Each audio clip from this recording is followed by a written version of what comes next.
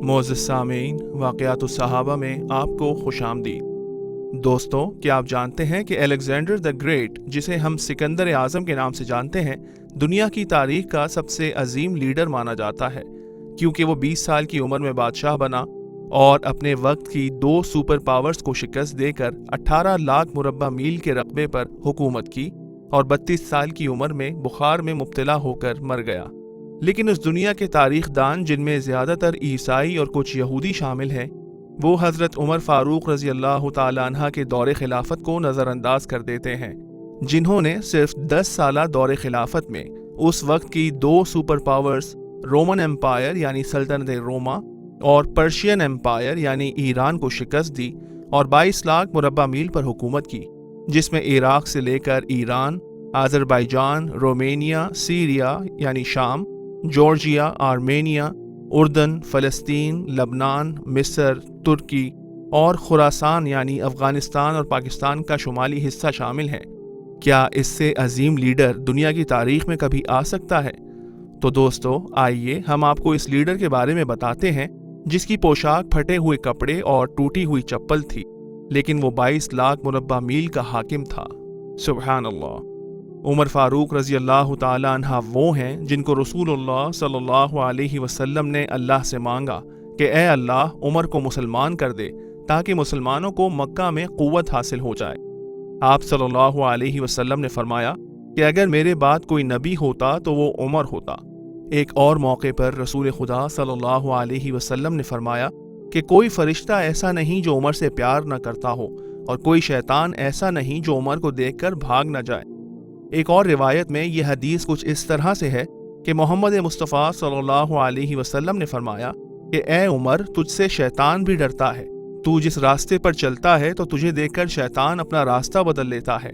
सुब्हान अल्लाह। एक दफ़ा एक मुनाफिक मर गया, जिसके बारे में सब जानते थे कि वो मुनाफिक है। नबी करीम सल्लल्लाहु अलैहि वसल्लम उसका जनाजा पढ़ाने लगे। तमाम सहाबा इस बात पर खामोश थे, लेकिन हज़रत उमर फ़ारूक रज़ी अल्लाह तआला अन्हा से रहा न गया और आपने भरे मजमे में कहा कि या रसूल अल्लाह सल्लल्लाहु अलैहि वसल्लम, हम सब जानते हैं कि ये शख्स मुनाफिक है। इस शख्स ने इस्लाम सिर्फ इसलिए कबूल किया था कि ये मुसलमानों को नुकसान पहुंचा सके, तो आपको इसका जनाजा नहीं पढ़ाना चाहिए।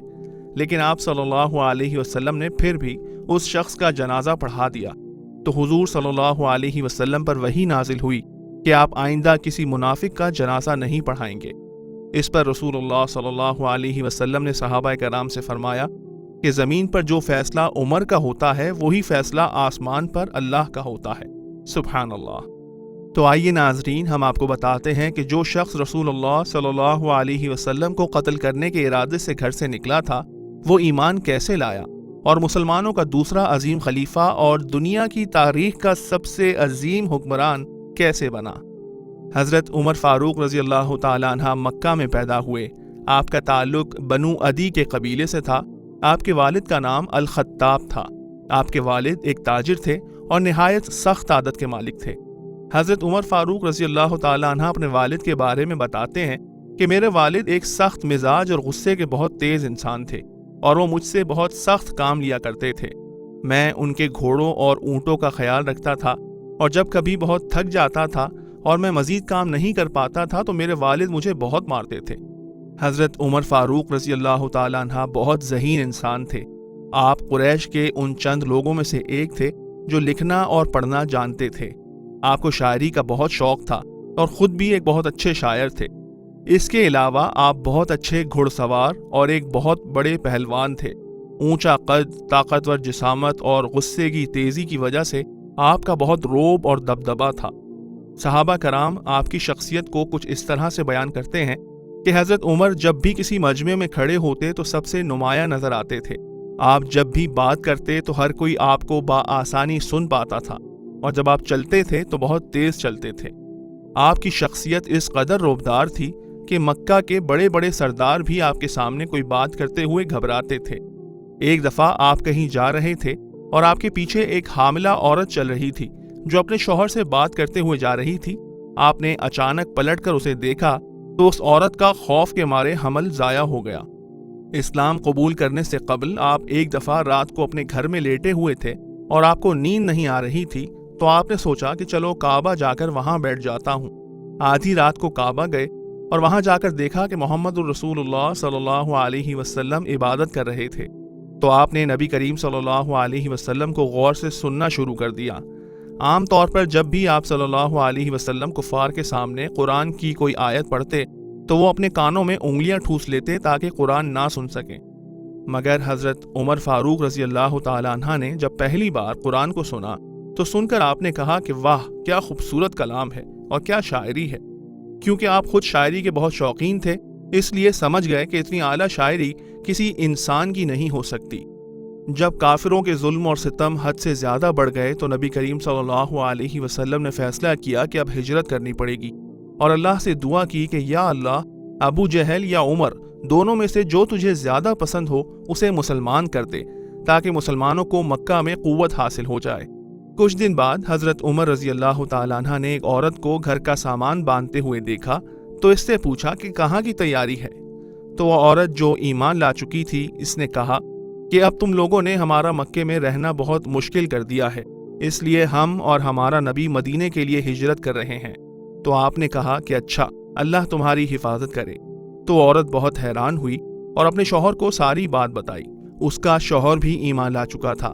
اس کے شوہر نے اپنی بیوی کے چہرے پر مسکراہٹ دیکھی تو سمجھ گیا اور اپنی بیوی سے کہا کہ میں جانتا ہوں کہ تمہارے دماغ میں کیا چل رہا ہے، تمہیں یہ لگتا ہے کہ عمر مسلمان ہونے والا ہے؟ تو اس عورت نے کہا کہ ہاں، مجھے یہی لگتا ہے۔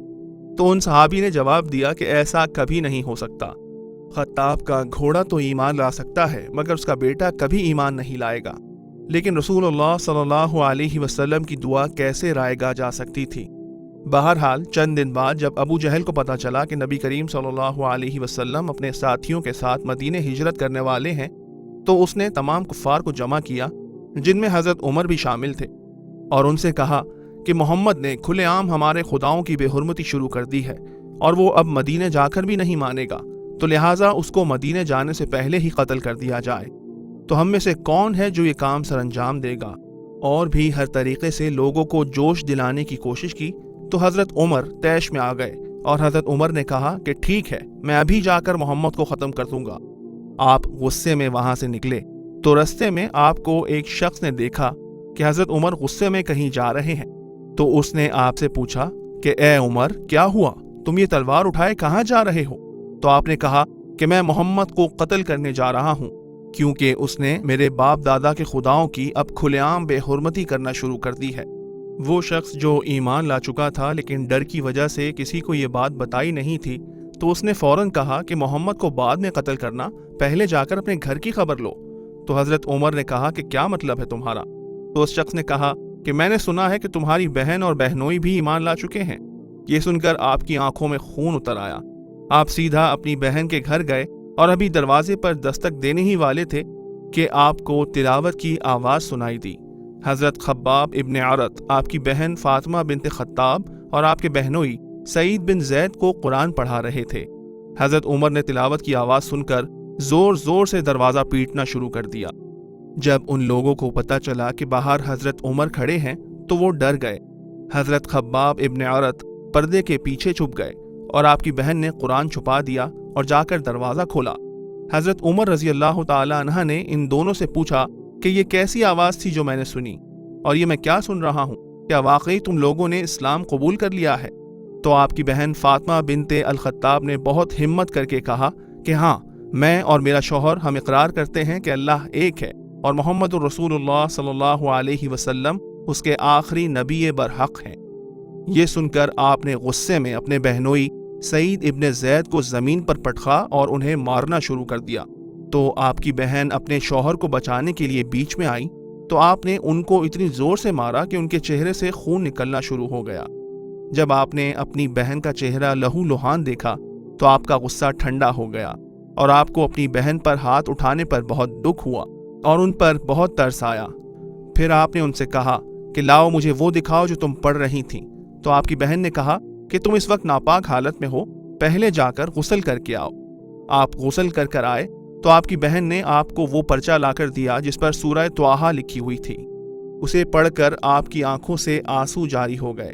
آپ نے کہا کہ بے شک تم ٹھیک کہتی ہو، محمد رسول صلی اللہ علیہ وسلم سچے ہیں۔